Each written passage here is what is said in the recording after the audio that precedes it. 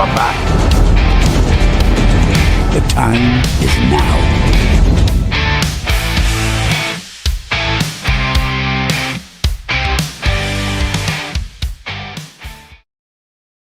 Good afternoon, welcome one and all to NUFC Talk TV with myself, the Geordie Yam Yam, and obviously my right-hand man during the daytime is the Mighty Win.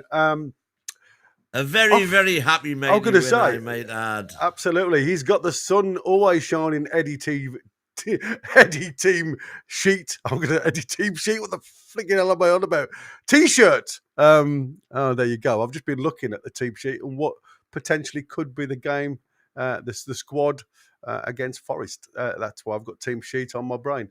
Feeling a little bit under the weather. So you've all got to give me the benefit of the doubt today. The kids have given me and the missus a damn nasty cold. Man flu is what I say. The missus is working clappers off downstairs, and I'm up here sneaking away. So anyway, welcome one and all to this afternoon. We are going to get into the review, or the preview, I should say. I always get them two mixed up. Of the match coming up on Sunday, 2 p.m. kickoff. It's going to be, I don't know whether it's right or wrong, but I do prefer the earlier kickoffs. I don't know about you, but the late kickoffs are always a pain in the bum for me. I like the early kickoff. I do like St James's Park under lights, but it's just, for me, especially where I am located with the kids next door, I can't get too excited when we score. It hasn't happened that often this season at the start, but last night, it changed all that. Lots of cheers from both the panels, myself, Win, and Andy. Bless him, Chris was at work, but obviously he gave you his penny's worth on his drive home last night. And it was a very good match. I enjoyed it. It was where everybody seemed to turn up for the game, and I hope that continues into Sunday. But obviously, the thing for me about it was the players are starting to get to know one another. I mean, you know, somebody said, I think last night, that they should all know each other anyway. There was only two new players, but it's the two players in attack, Alanga and Voltemada, who don't know each other, don't know the team. And it's the attack which has been letting us down so far this season. Well, when we've had a one. Well, we've had one. Because we've only had a one for half the season. Yeah, well. Yeah. So like I say, job well done. Happy days. But we'll do the review of that and the players' scores and get new people's takes tonight. Yeah, exactly. And right now, we will concentrate on Sunday's game. Yeah, indeed. If you're going into town as usual, head for Aspers and we'll get your views and you'll get your two penneth on the preview that the lads will be doing simultaneously. We'll shoot them the footage off and you'll get straight up on the screen. Exactly. So head for, I'm saying Aspers still. It's Bally's now. Bally's now, isn't it? Yeah. It used to be Aspers. Nothing's changed. It's the same sports bar. Great tellies, you know, great sound, great atmosphere. £4 a pint, out you like. All your quality premium lagers, Guinness, all £4 a pint. They've kept good old Bally's have kept that tradition alive. Kept it going from Aspers. So good on them. Brilliant. So anyway, let's get into the housework and then we'll crack on with the show. So again, welcome to everybody across all of the platforms. We'll give you a shout out, the guys that are in the chat. Thanks to all the mods that work in the background. As always, do a cracking job. Don't forget, people, really important, smash that like button for us. Just helps us get further as a channel. To other supporters, subscribe, totally free. Hit that bell for future content. Like I say, we do loads of content, always live, never edited. What you see when we screw up, we screw up. If you want to support us, you can become a member. 2 levels to choose from. Take your pick. If you've got a question for me or the mighty, then put a Q in front of it. Ain't always guaranteed, though. There's lots of people in the chat, so we missed loads of it. So if you want to guarantee it, then use the $sign. Throw us a Talk TV super chat, and that will guarantee that message read out. And anybody that becomes a member during the show, or any of our beautiful members that gift them, will also be highlighted. And if you want to, there's still that opportunity. If you want to throw a £5 entry fee to become part of the prediction league. Very difficult to predict. Mighty Win was close last night. He predicted 5-0. We ended up 4-0. But he gets some good points. Obviously, that's a chance you predict every scoreline. It's very difficult to actually get the correct scoreline. Different point system for wherever you home win, away win, exact points, score if they score type of thing. So there's loads of different ways of getting a point. But like I say, top 6 get a prize, top 4 cash prize, 5th and 6th get a prize to more of the value of your £5 entry fee. So who we've got in the line? I'll let you do some of the chatters that we've got in the line, and I'm just going to set up our first, I suppose, view of what potentially could be. So we've got Shane saying, great win yesterday. I only saw the highlights. I had my daughter, I had it on audio. My wife said, don't play that around her. I told her to hush her beak. Yeah, ex-wife that was. Presumably. Well, it must be because he says, I have my daughter on Sundays, so Yeah, we do exactly. without it doing 4:30 kick-off. Choppy is saying, Choppy in the house. And why was there segregation in the stadium when everyone was getting on all right? Yeah, well, there's been segregation in stadiums now for 20 years. Got to be at least, hasn't it? This ain't rugby or cricket, is it? You know what I mean? No, and the European. I mean, there was some fantastic footage going on yesterday. It's fabulous in Brussels. They've all had a great time. That's something I can't quite understand there, though. I can't see the point in travelling all that way just to have a drink. Just to have a drink and be part of the atmosphere when you can. I see. I've done it myself, mate. When I haven't got a ticket, like I said, because of being a bit south, we back in the old days, like me and my granddad have done 76 grounds, the old grounds, out of the 92 in all the leagues. So if we struggled, if Newcastle were at home and we didn't fancy travelling, what me and my granddad used to do was pick out of a hat and just go somewhere else and watch a game. So we used to follow Newcastle. If they weren't at home, you mean? Yeah. No. Because obviously the travelling for me and my granddad, because my granddad was the only one who drove back then. Right, this was when you'd already when I was a nipper by then. Yeah, I'd already moved down south by then. So me and my granddad used to spend more time with the Toon lot away from home. But there's plenty of time where we just couldn't get in for whatever reason. Right. So we used to go to the local bars and, we'd listen. Back then there wasn't on the television. So they'd have the radios on. Everybody had handheld radios. And we'd all be just singing and jovial in a bar. And the atmosphere was always fantastic. And that's what I said. There were Newcastle fans travelling to away... travelling away games. Domestic fixtures. Without a ticket. But yeah, because back then you could pay on the turnstile, couldn't you?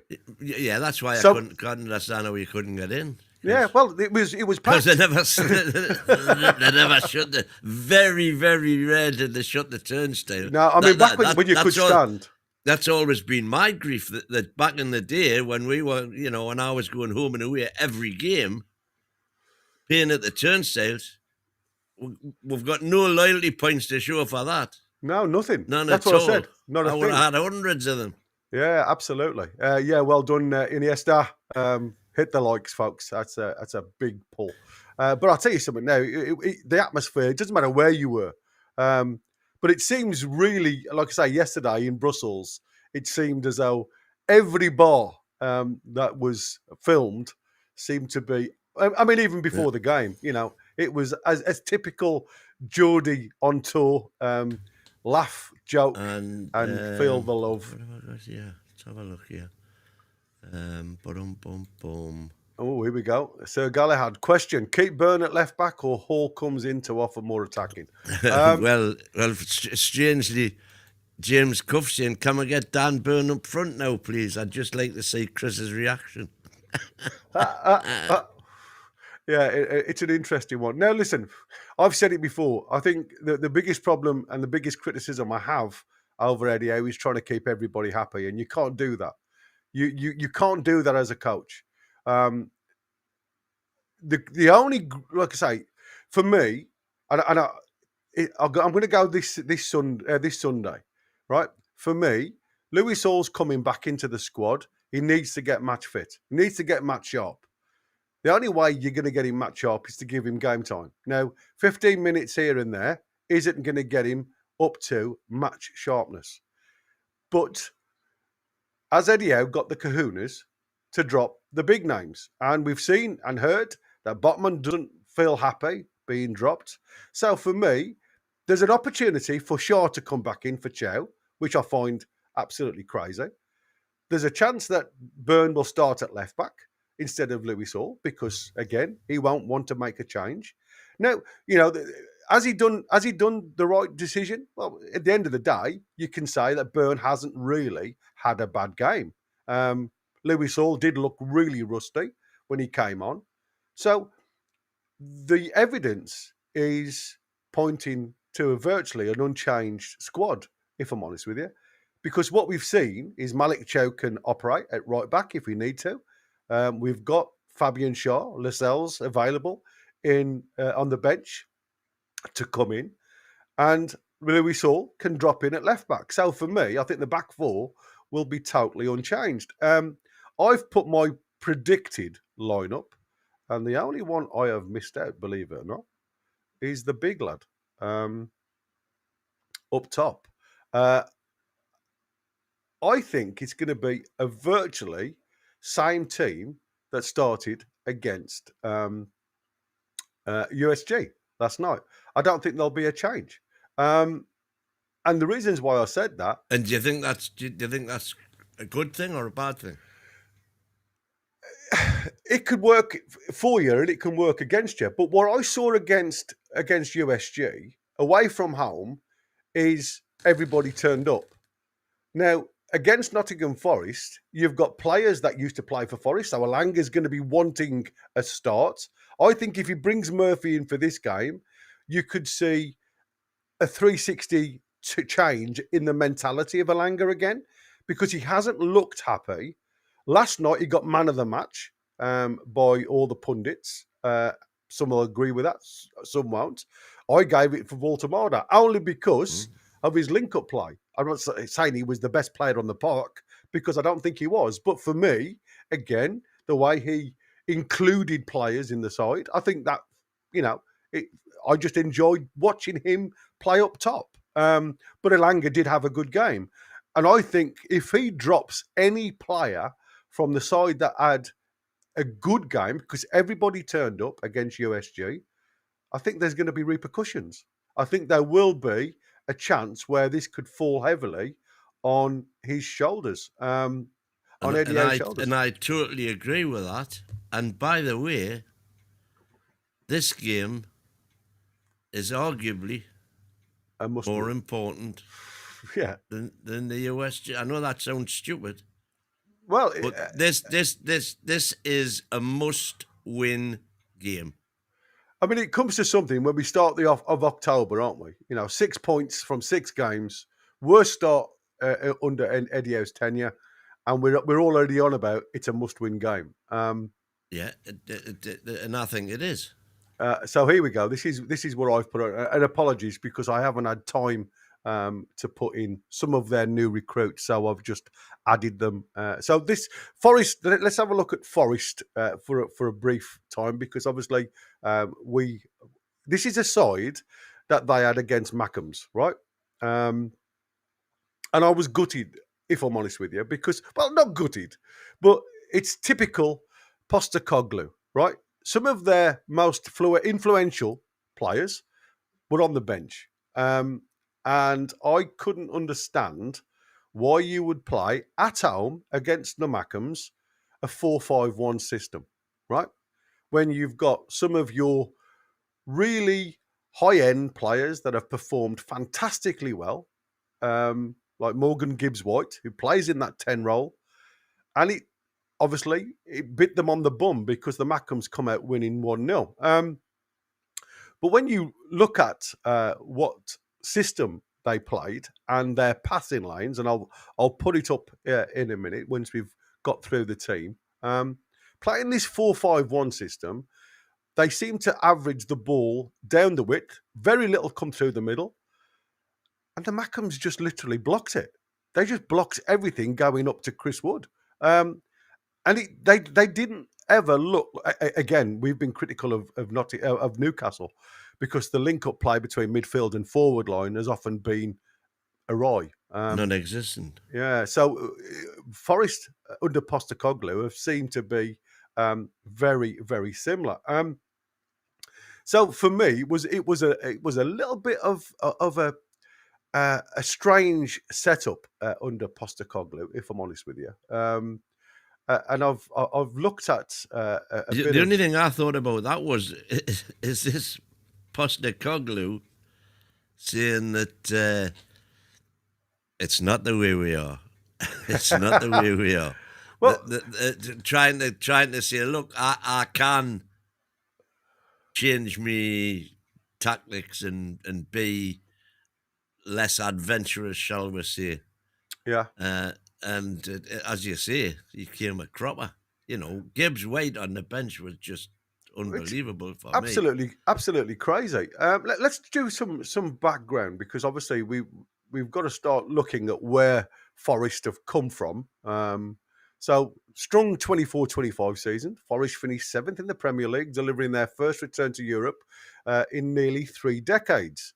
They also made a decent FA Cup run, semi-finalists in the same season. During that run, obviously Chris Wood had a standout campaign with 20 league goals. Milenkovic emerged as a defensive rock, and we all said what a player he was and looked, being named the club player of the season. 25-26 so far. Obviously, we've had a managerial shift. The season began under Espirito Santo, who'd been central to the prize success of last season. However, just 3 games into it, and we heard that there was obviously some disagreement between Maricanas and Nunes. It was, for me, a very strange situation for him to be dismissed on the 9th of September. In his place, they literally brought in straight away Ange Postecoglou, who was appointed. The managerial change brought both optimism, the risks in transition period, given the difference of playing philosophy. Now, the league and cup performance, as of now, Forest are struggling in the league. They occupy a low position of 17th. There's some projections early in the season say that they're not going to go above 10th this season because of that transition. In the Europa League, they drew 2-2 with Real Betis, which is a good result, if you like. Under Postecoglou, across the first 5 games in charge, he's yet to record a win, with 2 draws and 3 losses.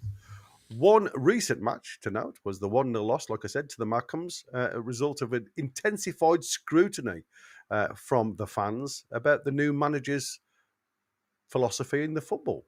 So let's have a look at some of the strengths, right? So I've written down a couple of players.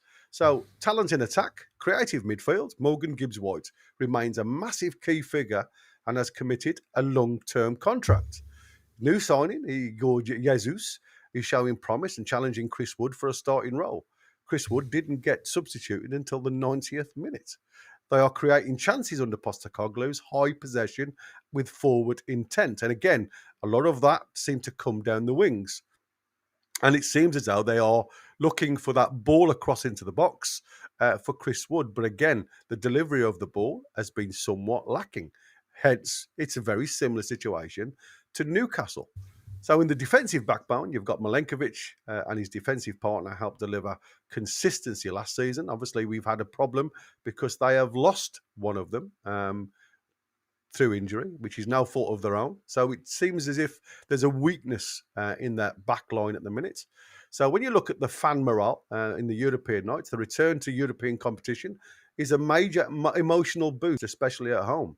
Gibbs White has spoken about the importance of making the City ground a fortress. Now, again, when you look at the game against the Mackhams, making the City ground a fortress seems far and wide.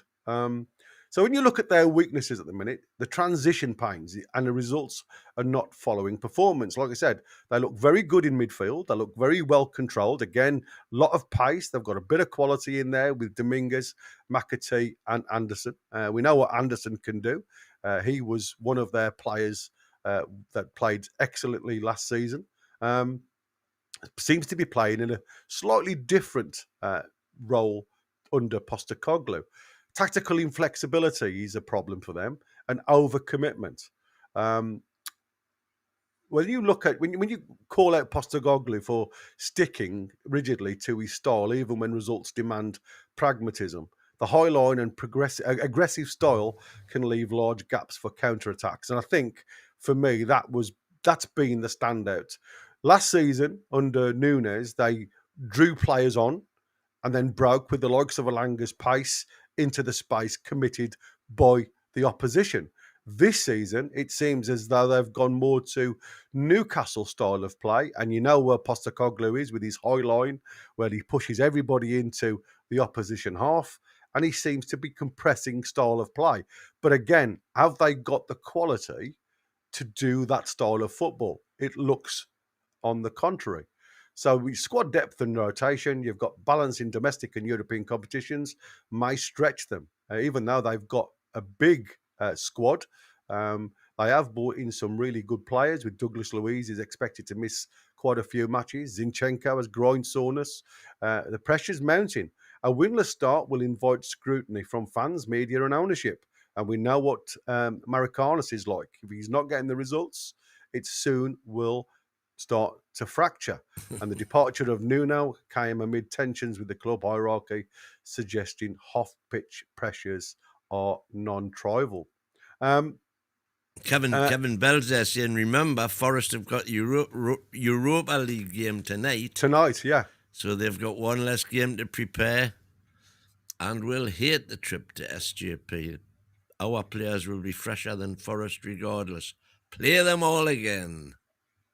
Yeah, and we're going to go through the head-to-heads in a minute, but let's just have a quick look then at how Forest started against the Mackhams. I'm just going to change it because I have to change screens behind the scenes. My system is a bit different to Chris's. He can just run everything off the one system, but not me. I struggles with this at times. So again, let's. This is what his starting lineup was, which looked very strange, if I'm honest. I'll put it on the screen now. It's going to be a bit difficult for you guys to see. You can't even see that, Gary, to be honest. Yeah, there you go. You've probably lost it all completely now, which you have. Well, I'll tell you what. I'll go on to the other screen because you can see this one easier. There you go. So you what you've got is obviously Sells in goal. Your back two of Morata and Milenkovic. And then out on your right back, you've got Williams. And as you can see, a lot of the thick lines. Map, was it? This is the Mackhams map, yeah. So you've got Zinchenko, who's playing with his groin soreness out on that left-hand side. And we know, like I say, you can see that under Ange, how they progress very tightly and everything comes, through Anderson in the middle. You've got Dominguez, who seems to be the one who's the sitter. And you've got McAtee and Anderson pushing on into the 8 and 10 slots respectively. Now, I've got a lot of time for both Anderson and McAtee. I think they are going to be really good players. But are you going to see the best out of them under Ange? And like I said, as you can see, all the thick lines are down both wings, with only a couple of thick lines coming through the middle. And when I put this against the Mackhams, again, you can see the Mackhams, it was very narrow, very tucked in.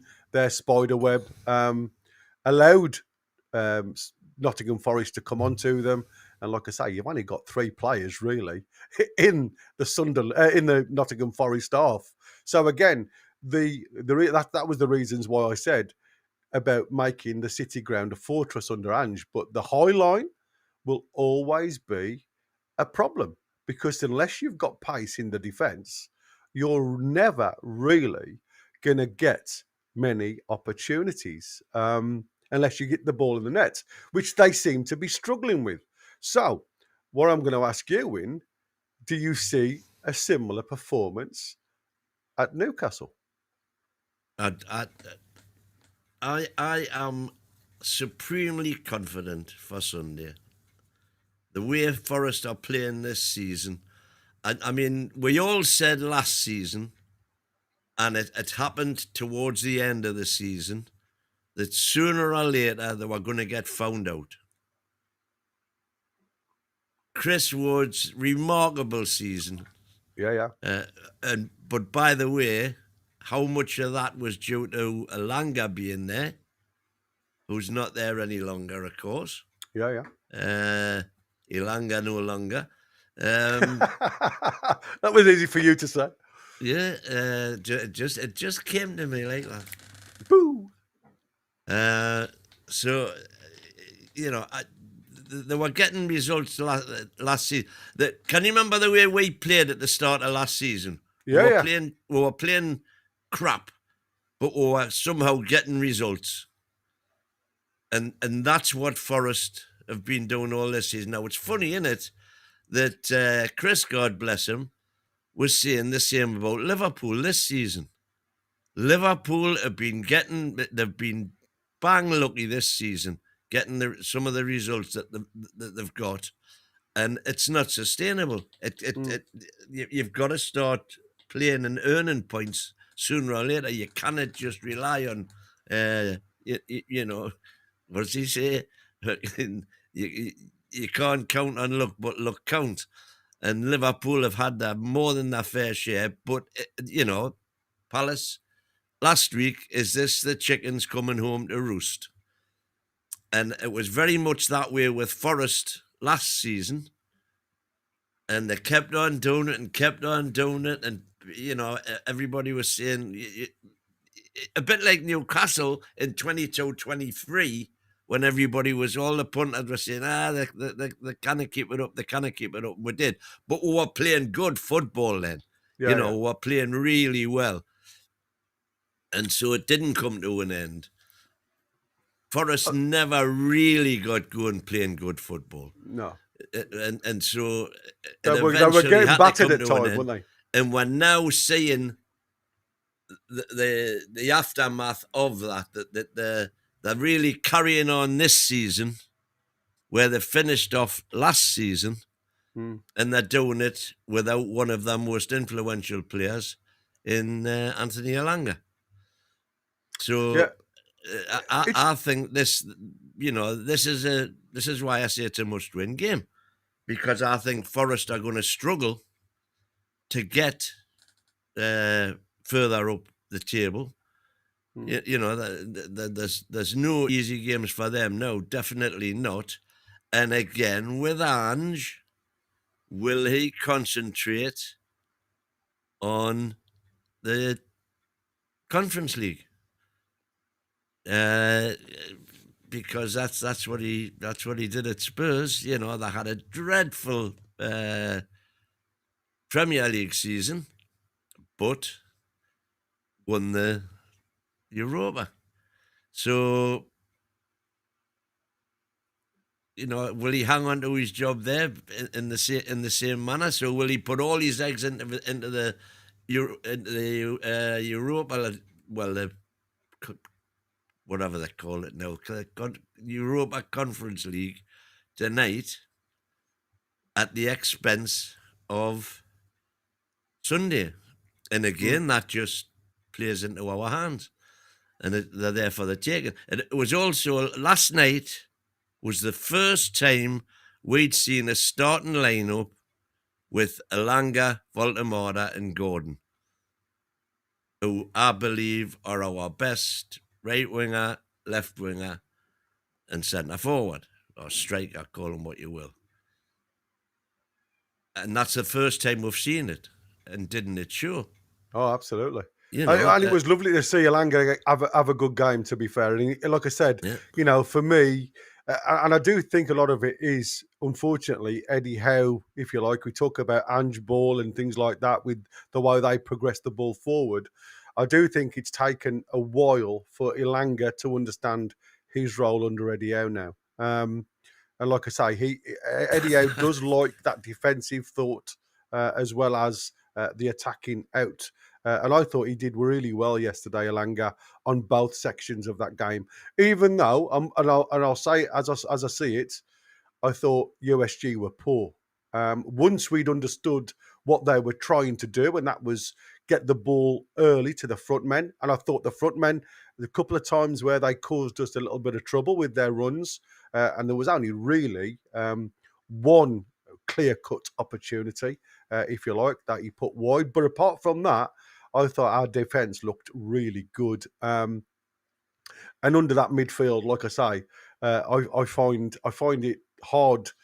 I find it hard to drop anybody, if I'm honest with you. But you somebody's put in the chat, and like I say, we have got 2 weeks rest after this, but only the lads that aren't playing international football. And I think that's what we have to forget. Yeah, we do forget sometimes that for the lads that aren't playing international football, yeah, there is a break. But those that are, you've got to take into consideration the travel time as well. It does take a hell of a lot out of the body. I'm just laughing at Shella Tuffy. Oh, Shell. In that product svenska trolls. And trolls is saying, jag norsk men första strength. Whatever all of that means. Yeah. I think it's... I'll have two, whatever it is. It looks like Shell saying, can't you speak Swedish or something? And Trolls is saying he's Norwegian, or is that? It looks to me that sort of. Well, I'll tell you something now. That sort of conversation. All I'm saying to you is I struggle with bloody English. Never mind.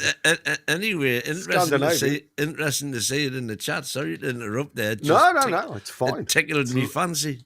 Well, if you blew your frock up, it blew me frock up, as you would say. Indeed, exactly. I think that's really cool. Let's have a look at what some of the chat have said then, before we have a quick look at potentially what could be a lineup, if you like. So Steve? we got down to Kevin, I think. So that was a longer drop for last 4 league games. He must start v Forest, more dynamic right wing compared to. Well, that's exactly what I've just been saying. Actually, we haven't started them in a league game yet. Shane Smith saying we've got 2 weeks off our internationals after Forest play the strongest team. Yeah, it was Shane who would put it. But like I say, you've got to think of the internationals. They haven't got a break. And most of our squad now are internationals. Playing tonight, then an away trip to us on Sunday night. Oh, yeah, we've already done that one. Yeah. So who have they got tonight, by the way? I haven't looked. I don't know.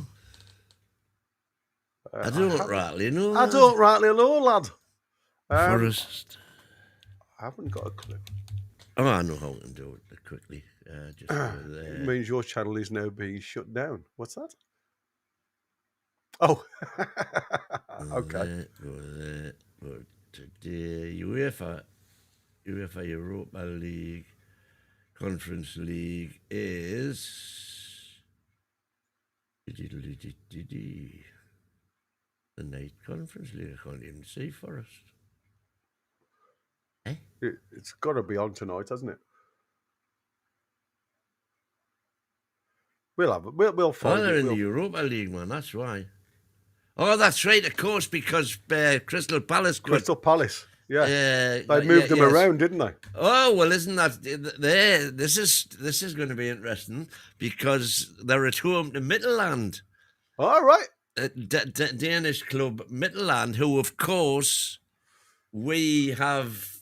Nicked their set-piece team, Martin Mark and his sidekick, have come over to Newcastle in the close season from Midtjylland.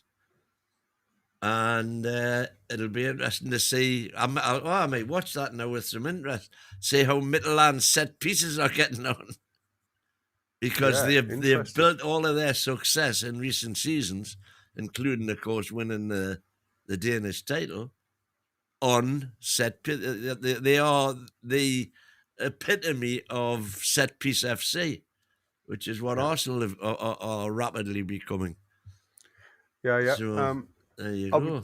just having a look at the XG that created. Again, you look at both the home, their XG was the total team XG. This is 1.68.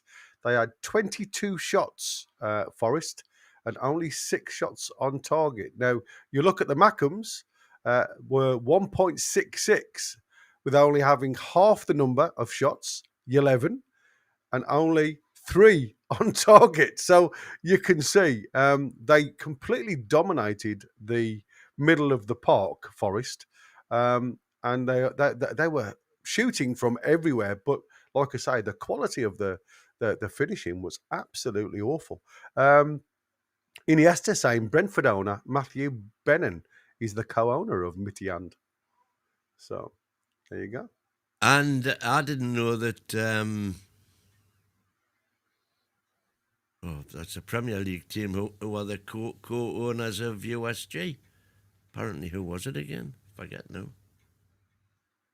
All right, okay. Yeah, we've got the friendly with Wales, haven't we? Coming up. So, so Kevin Ball's asking a question here. I will struggle to understand how we win most of our defensive headers in our own box, but barely get near a header in the opponent's box with the same players. This has to be fixed quickly. Now, you were just talking about our set piece coast, and the biggest problem we've seen it, especially last night. I thought the difference in quality getting into the box from set pieces was absolutely outstanding compared to previous weeks where we've had a bit of a change in players taking it. We've had Lewis Hall having a go, or Anthony Gordon having a go, Ilanga having a go. Obviously, we know Trips is one of them guys, but he's seemed to have taken a bit of a back step towards the set piece stuff and given ownership to Tonali. Now, the one concern I always had about Tonali taking all of the set pieces was the fact that have we got the right players in front of goal, just on the 20-yard line, that can have a good shot at goal? And it seems you can't have one without the other. And for me, I'd rather have that quality into the box and see what we can do with that second ball. It seems... I'm Kev Ball again. Yeah, sorry, mate. I told you. I'm feeling unwell, Kev. Well, there's a couple of things I would say to that, which is, you're saying we'll win with defensive headers, but struggle to get the other. It's much easier defensively to go up and head a ball when it really doesn't matter where it goes. All you're doing is clearing your lanes. Whereas when you're attacking, it's no good. Just, you could argue you can get some benefit from just heading it kind of anywhere, but when you're on the attack going in for a header, you're wanting either to get it on target or to find a teammate in a congested penalty box, because the 9 times out of 10 when it happens, it's from a set piece. So you've got the packed defense and the packed attack. So it is obviously much easier just to be able to jump up and head a ball where it doesn't matter where it goes than it is to get in. But it also relies on the delivery.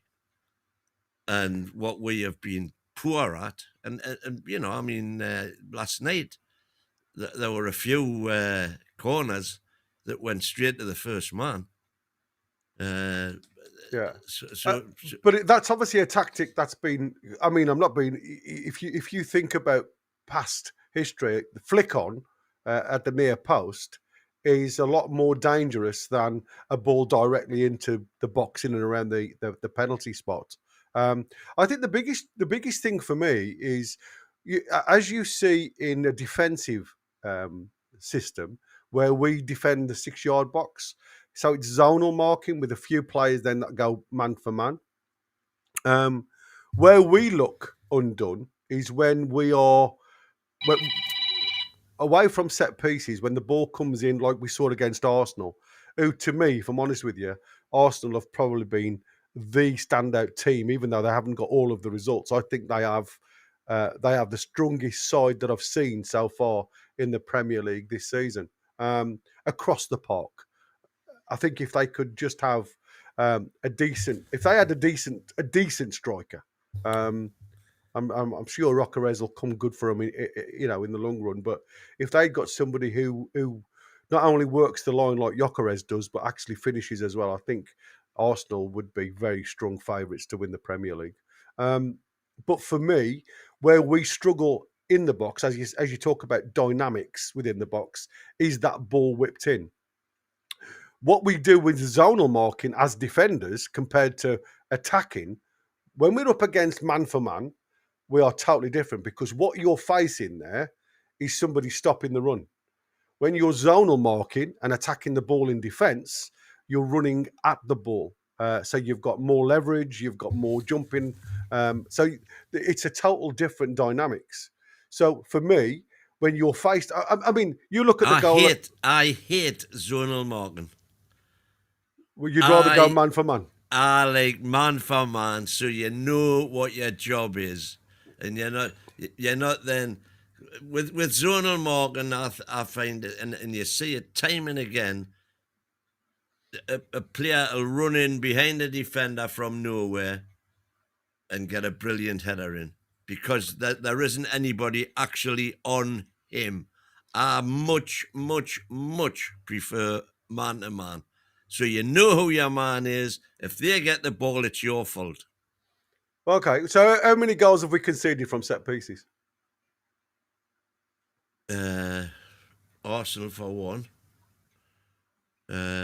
Top of my head. Let's have a think. There ain't many, is there? Well, we haven't let many goals in other than against. But that's what I'm saying. So the zonal marking does work. It's reaction.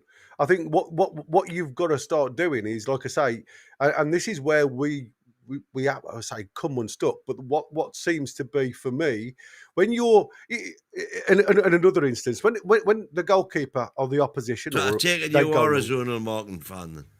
You've got more chance of winning the ball if you stop the player. What I always used to look at is you have your lesser headers, if you like, being the blockers, the ones that block the run. And if you get your power headers, then all the tall guys that are good in the air, should be good in the air, I should say. And it's really weird, because there was a photograph that I saw yesterday, and you had it was a photograph of the team. And if you look at Malik Chow, I think he's 6'3". So you'd got in the back row, you'd got on the one side, I think it was Sven Botman. No, it wasn't. It was Malik Chow, Pope, Sven Botman, Byrne, Voltemada, right? And there was another guy. Who was the other tall guy in our team? Oh, J7, right? So J7 and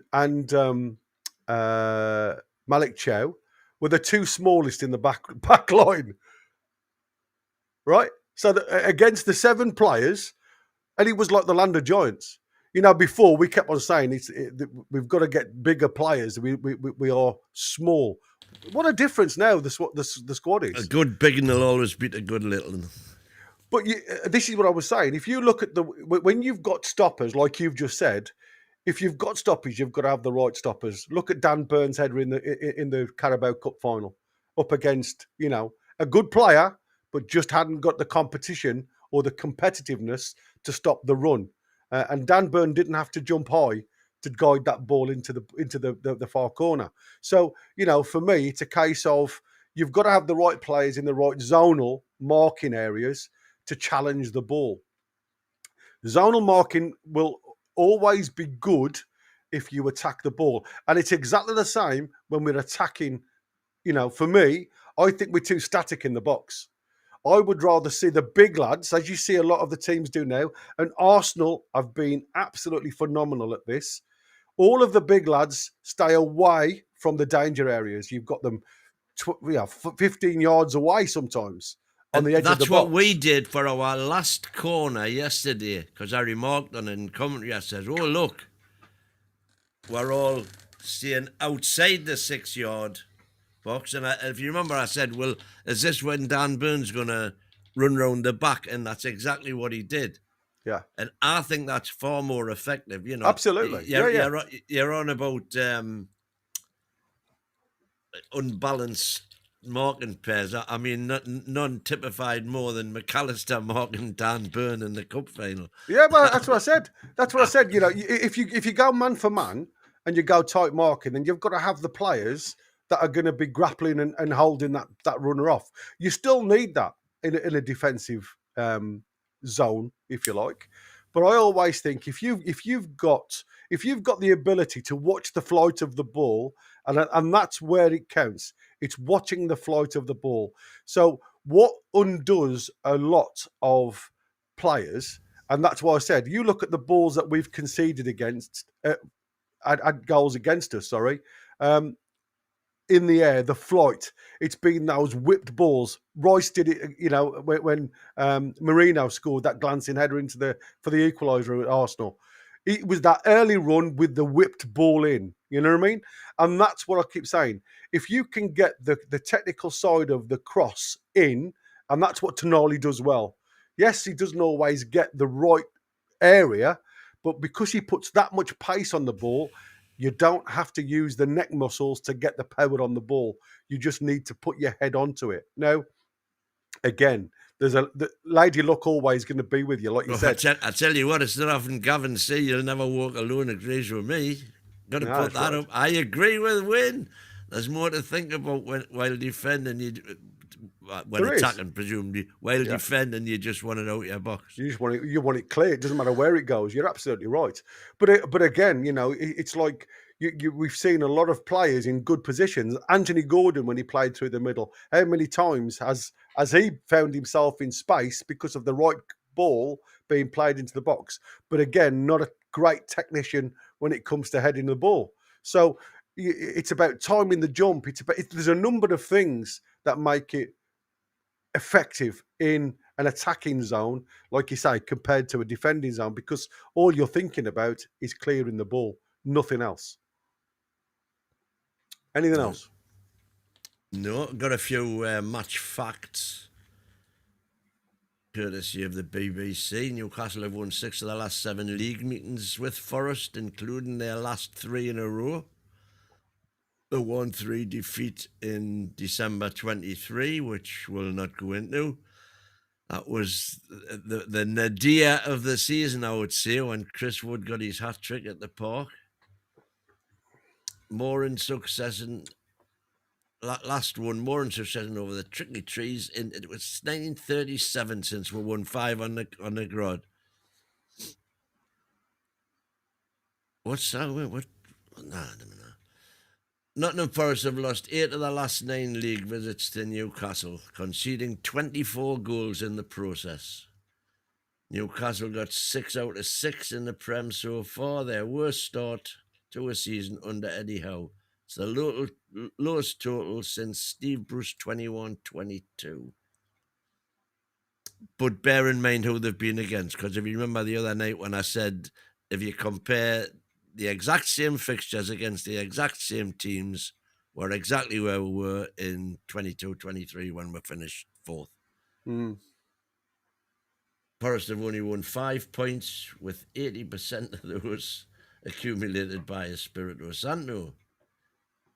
It's the lowest points ever won by a side who'd previously finished in the top 7.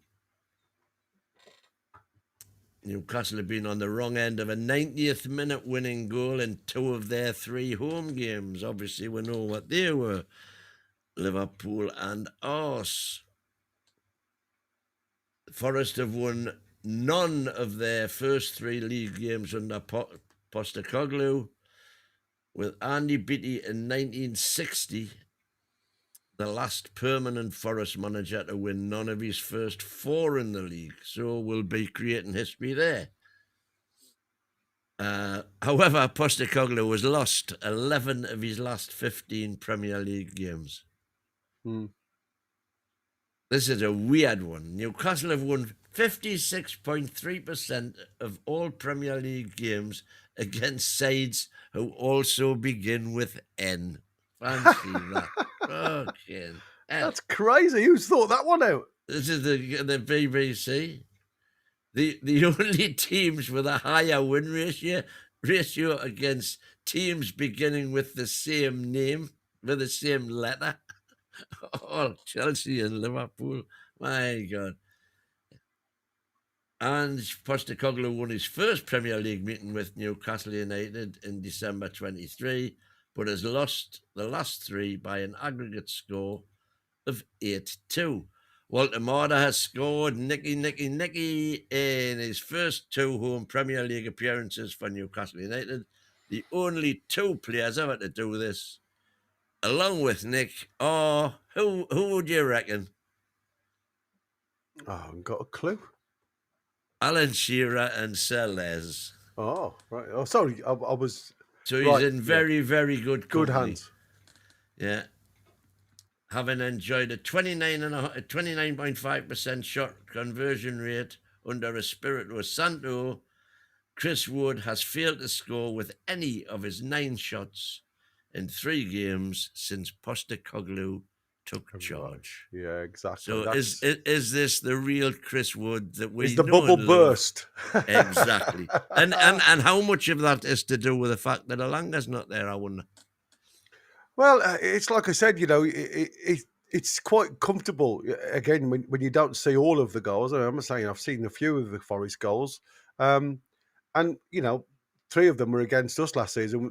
One of the most exciting games, best first halves I've seen in a long time.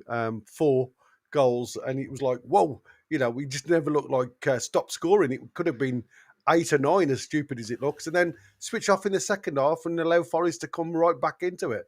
And I thought we were going to throw it away, if I'm honest with you, but we managed to keep onto the win, 4-3 in the end. But I mean, when I look a lot of the goals that Forest scored last season, a lot of them were, I suppose, from that really quick break across the 6-yard box. And I wouldn't say tap-ins because not really tap-ins, but they were all breakaway, or a majority of them were breakaway goals. So it is a different setup for them this year. I just can't understand why you'd leave out one of your main playmakers with Morgan Gibbs-White. It just doesn't make any sense to me, unless there's been a Willock situation where there's been words. I don't know, but it does seem very, very strange how it all come to light. You've just had, like I say, the head-to-heads. It's like Newcastle historically lead 57-35 with a number of draws in between.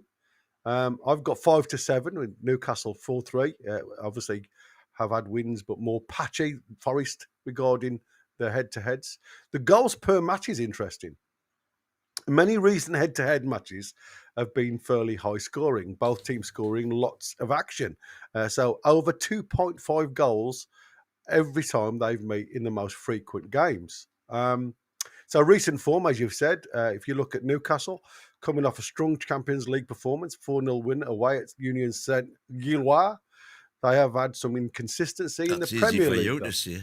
Yeah, so good positives, good attacking potential with the lads that we've already mentioned. Picking up confidence in Europe helps. Also some strong home form historically versus Forest. Obviously, we have got some injury concerns, especially in defence.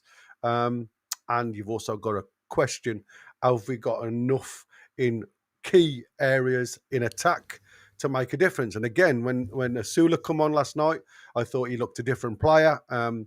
Linked up really well for the final goal, which I thought was probably the goal of the match. When you look at a team goal from Gordon through to Barnes, through to Asula, back to Gordon, back to Barnes, I thought it was a fantastic breakaway goal. Compared to Nottingham Forest, more mixed so far. They've had draws and losses under the new manager, Ange Postecoglou, and they're still not really finding a rhythm of play. Squad as quality, creative, like Morgan Gibbs-White, as you said, experience in defence, obviously nothing's changed from the previous season. And they've obviously have got this European competition, which they've been promoted to, which should give them the confidence boost as well. But again, their issues is obviously transition under a new manager, still causing inconsistent displays, defensive lapses now. Are they good enough at closing out tight matches? I don't think they are with both the Europe and domestic fixtures lined up, because this is where a new coach coming in will bring different styles of play to match up different opposition. So for me, I think there's going to be a lot of confusion with the players that Ange has got to his to play with. So tactical matchups, if you like, at home, Newcastle playing at St James's Park tend to be their favour. It's a big crowd, momentum, familiarity. Forest have had trouble there in recent years, as we know. There's a style clash under Postecoglou. Might try the press and play forward, but if they stretch, then Newcastle have good counter-attacking options, especially if Alanga and Gordon are on fire. Newcastle possess players who can punish defensive errors. And I think that is another thing when you look at the quality that we've got now. And I'm really looking forward to, like I say, that forward line. I'm expecting a little bit more from Anthony Gordon. I don't want to just keep seeing him come inside, because he's just so obvious now what he's going to do.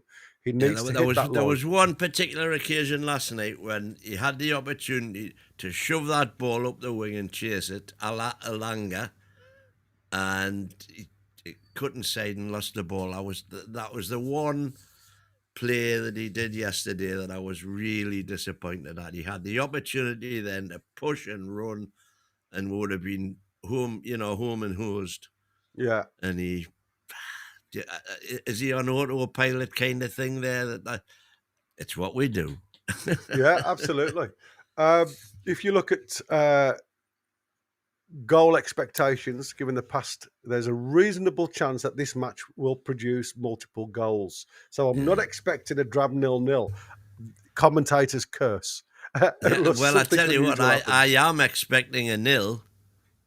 But to Forest, you mean? Yeah, I kind of say I think the way our defence is playing at the minute, very difficult to score against. So if you were to put this through, I've used Opta and had a look at current form versus on both sides. So the likely outcome, Newcastle, this is according to Opta, are slight favourites, especially at home, and that's because of their current form in the Premier League being a little bit up and down this season. They have more momentum. Obviously, historically tend to come out on top when these two come together. Scoreline guess, something like Newcastle 2, Forest 1 is plausible. Forest score, but maybe concede from a set piece or counter. Alternatively, Newcastle might win by 1 or 2 goals, depending on how clinical they are.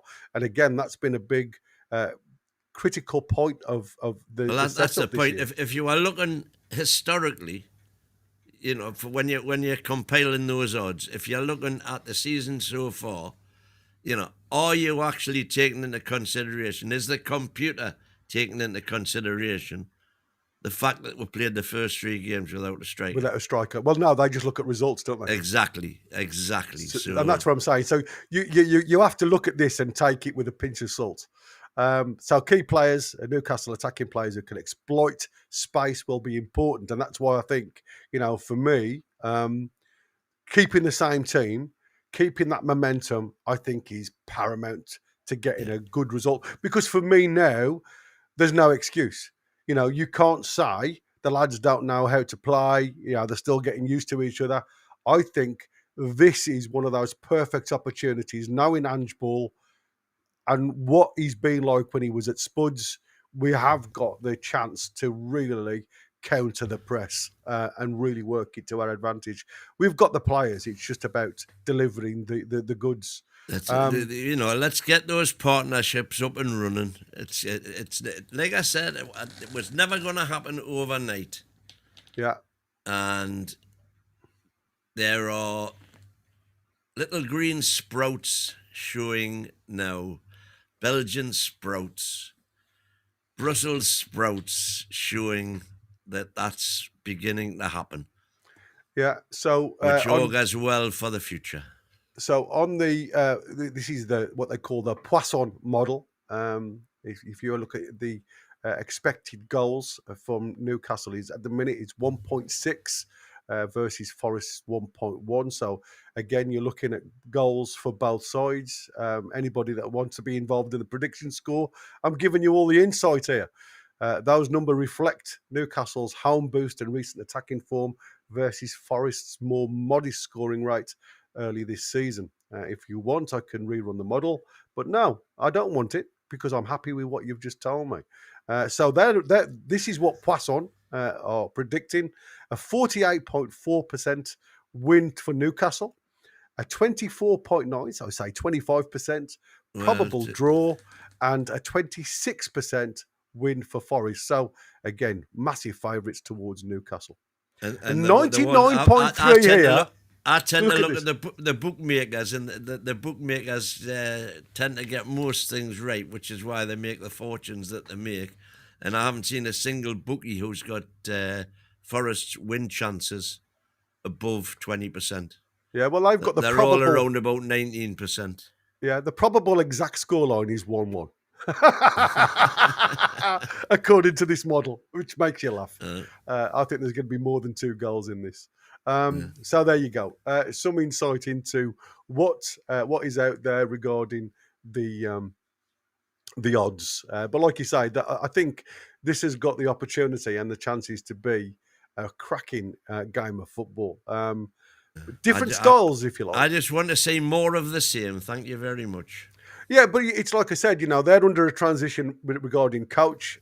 What's going to happen from them? Are they going to come to press, or are they going to come to try and break? And again, have they got the players to do that? I think Ange is going to be very pragmatic, and I think he'll very much go with the 4-5-1, working on the principle that because he's not stupid, Postecoglou, despite what a lot of people say. He'll be working on the principle that Newcastle do find it difficult to break a low block, unlock a low block. And I think he might come hoping to hit us on the break. Yeah, well, I just wanted to obviously look at a couple of things that have come out, because obviously there was a lot of conversation yesterday about who should be taking the penalties, and it's been confirmed that Anthony Gordon, since the obviously Isak leaving, has now been confirmed as our number 1 penalty taker. Well, hence he took the ball. If you remember, I said during commentary yesterday, I thought Walter Mara would have wanted to take it, and I'm pretty sure if he had wanted to take it, he would have been allowed to take it. But wasn't I proved wrong? Because apparently Nick Waldemar showed his hunger to score in more ways than one in Brussels with a 4-0 rout over Union Saint-Gilloise, sparking a major talking point. Eddie Howe admitted in his presser that he loved the fact that Nick Waldemar rowed over the penalty-taking duties in Brussels after trying to grab the ball off designated penalty taker Anthony Gordon. And Andy, who was co-commenting there, said he'd seen that. I'd missed it.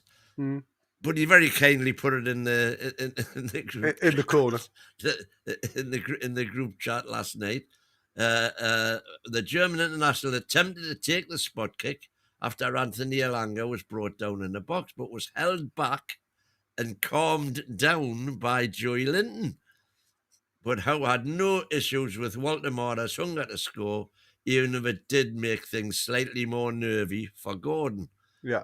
12 months on from his penalty blunder against Everton. For Everton, yeah. Howe said, I love it. The best strikers I've worked with want to score. Even if there is a directive, they don't care. They want to score. They want that responsibility. I've got no issue with that at all.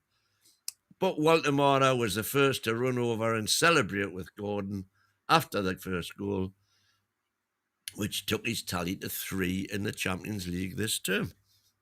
Yeah, There I you mean, I mean, go. you can't fault it, can you? You know, No. it's like I say, when they've got that fire in the belly, and again, it's about confidence, isn't it? If you're confident enough to go and pick up the ball, even though you've only just arrived at the club, and really go Yeah, for it, like I then say, I was worried that he hadn't.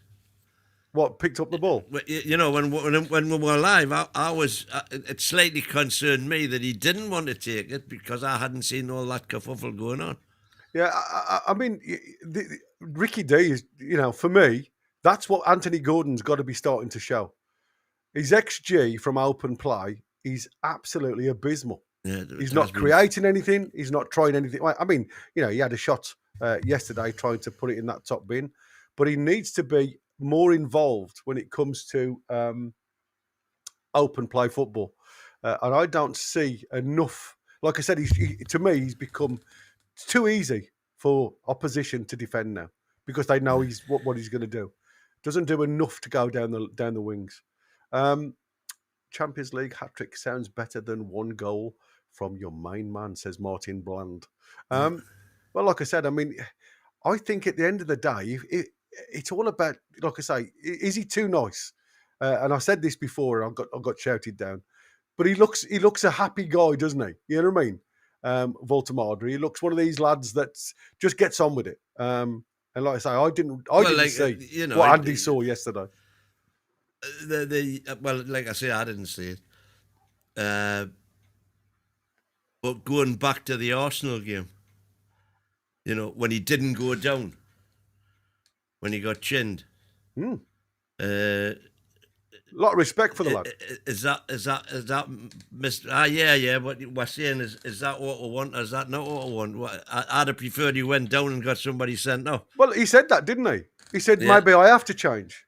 You know what I mean? Yeah. And all the professionals have given him a pat on the back for doing what he's doing. But it just goes to prove, unless you feign injury, which is what everybody else does, I'm trying referees to don't see it. I'm trying to think of the other incident that we've had. I'm sure it's this season when. Well, it was Gordon. Remember, Anthony Gordon when he didn't go down. Oh, you mean what's the name? In the penalty, he was in the penalty area. Got fouled. Didn't go down. And there was no penalty given, and VAR didn't even look at it. Whereas if he goes down, they definitely look at it. Yeah. But I think, like I say, you can be too honest in football these days, and you don't get any protection whatsoever. But like I say, for me, there's got to be something going on. There's obviously been some confirmation now regarding Tino. It looks like a grade 2 knee sprain on the MCL. Interesting to listen to Craig Hope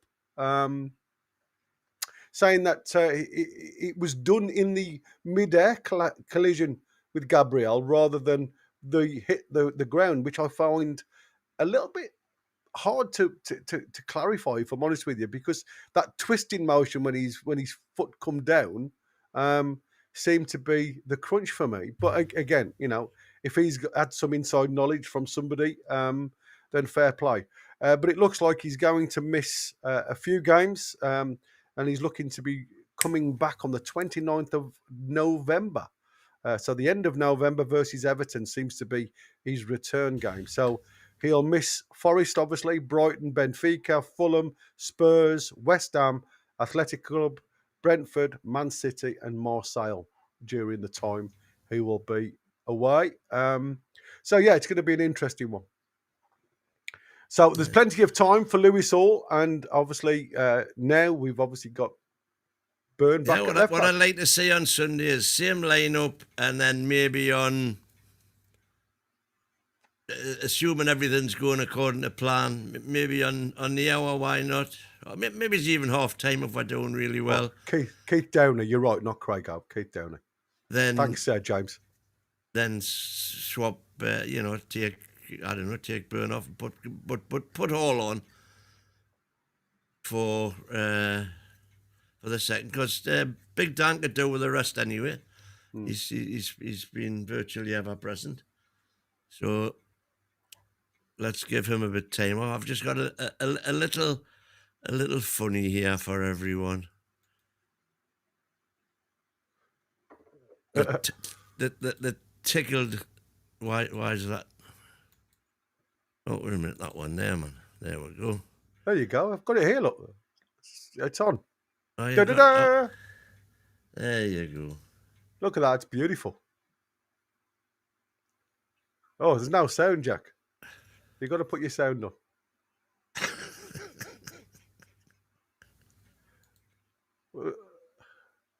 Are they talking? Because I can't hear it, Win. Yeah. You've got to turn it up or put your sound on. Oh, Is your volume up? Yeah. All right. You can hear it, yeah, but it's not. It says, I'm buzzing with a Champions League draw. Have you ever seen a Mackem in Milan? You know, in your bottom corner. Buzzing Champions League draw. Have you ever seen a Mackem in Milan? Win, have you, you know, in the bottom part of the panel here where you've got the three of us and your screen, do you see where you've got your cross through your mic? Yeah, unmute. There we go. Unmute there and then play it. Right, here we go.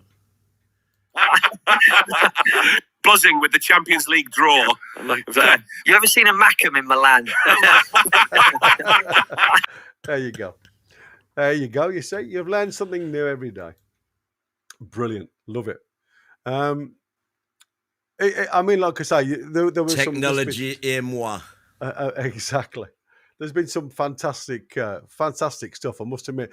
And isn't it funny how one win from a poor start in the Premier League can change the mentality of fans massively? Looking at the lads in Brussels yesterday, it looked like they were on a different world altogether. And we've just got to literally bring that performance now into Premier League, haven't we? And I think, you know, we are on that change. But like I say, we've got to stop this swapping, bringing players in, bringing players out for certain games, because I do think you lose that continuity. If you want to manage players' minutes, start, get the result, or get the score line that you want, then make your changes. And like I say, there's plenty of players that are available now. It's just I think we just need to stop the hyperbole, you know. Everything's hunky-dory when we win and everything's doom and gloom when we lose. You know? But it's the way we lose, Win. That is something that you can't forgive. I can forgive losing to Arsenal. That's not a problem for me. It was the way we conceded the loss. That is what really annoyed me. You're not ever going to always defend the 18-yard box with percentage balls coming into the box, and that's what happened. You know, 2 set pieces, wasn't it? Well, it wasn't a set piece. It was a ball coming in, like, you know, and it was just a basic header into the far post. But it's like I said, when you're defending the 18-yard line with 2 banks of 4 and 5, then you're just asking for players to get the ball in rather than closing the ball down and making sure you're competing within the midfield. I just think whatever Eddie decided to do against Arsenal was literally just concede possession. And you just don't do that. You know, they are a strong side. You've got to compete in every avenue. I'm pretty certain he didn't go out with that intention. Well, what I'm saying, when you say that, it didn't show that with the players that were on the field of play. We looked all over the place. Too many players had bad games.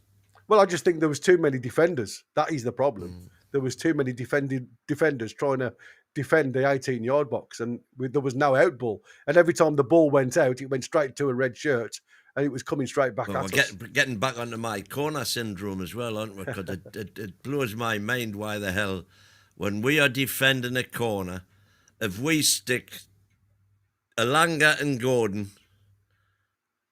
either side of the centre circle, they've got to bring 5 men back, and they're going to be defenders, so it's going to be that big man. It completely negates any plans they've got for set pieces from corners and stuff like that.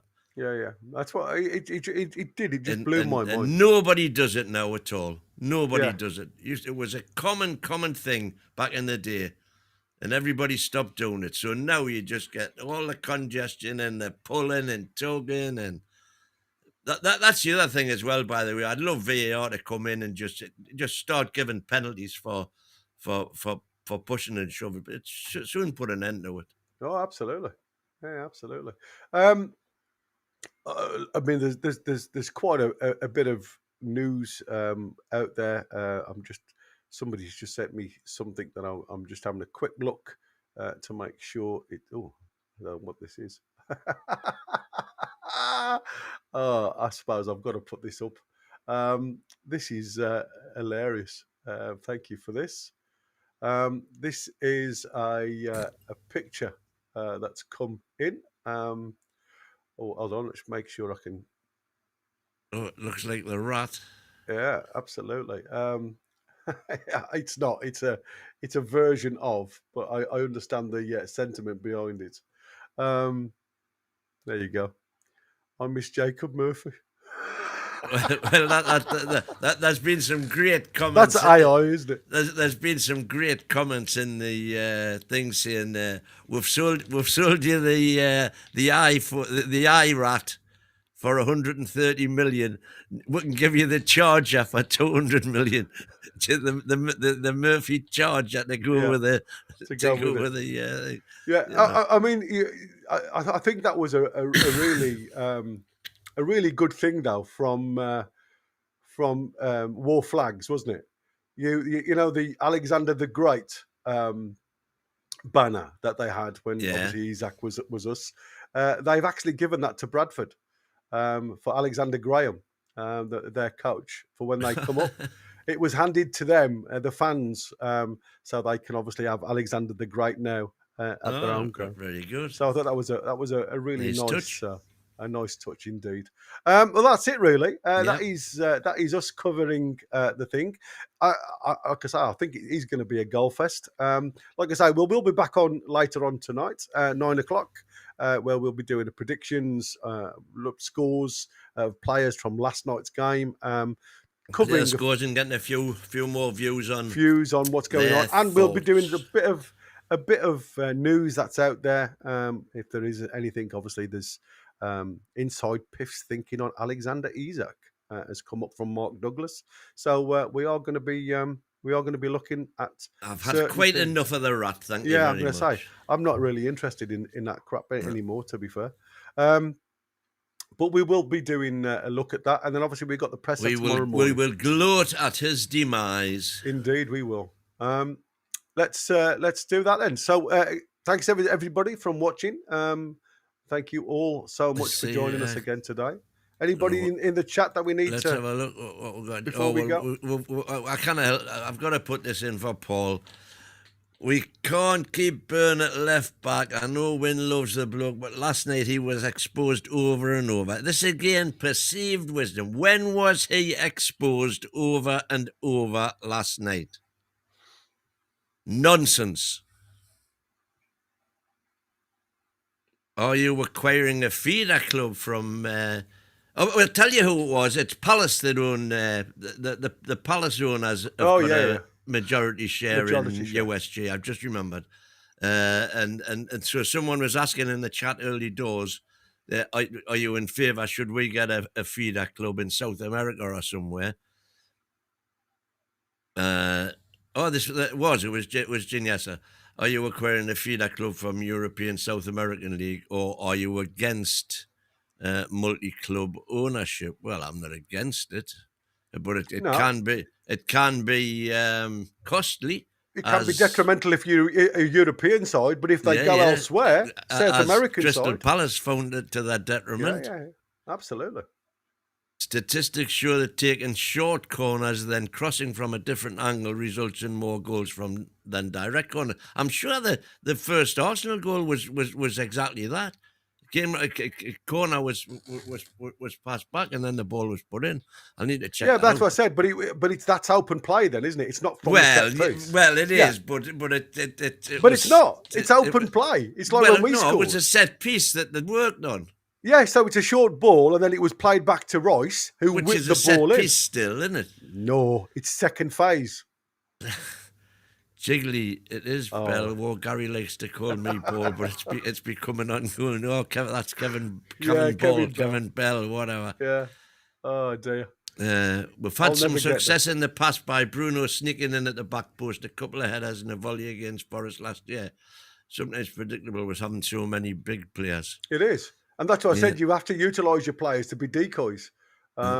And that's, but I still like to. But I just do. I honestly believe we are too static in and around the 12-yard line.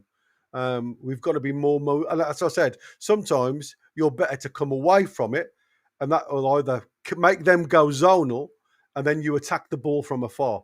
And Arsenal last season were absolutely fantastic at doing just that.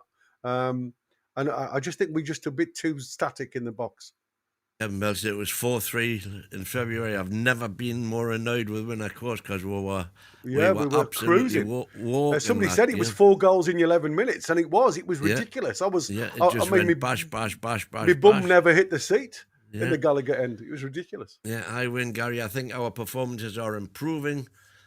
The reason is because Walter Mada is finding his role and the team players are responding to it. It'll keep on getting better. Absolutely, Gary. Where were you on the reaction last night anyway? You were supposed to be going to show your face. So that's all the chats anyway. Brilliant. Okay then. Excellent. Thank you again once for joining us. Like I say, we will be here at 9 o'clock talking all Newcastle again. Until then, it's a goodbye. Smash the likes on your way out. Hit the subscription. How many we got? Hit the bell. We've only got 51. Oh, come on. 51. Poor. Poor effort, chaps. Poor effort. Must do better. Indeed. Until later on, then we'll see you. We'll see you then. Take care, folks. Goodbye from him. It's a goodbye from him. It's how are the lads? The lassies and the bands. See you all. Have a lovely afternoon. Have you ever seen them?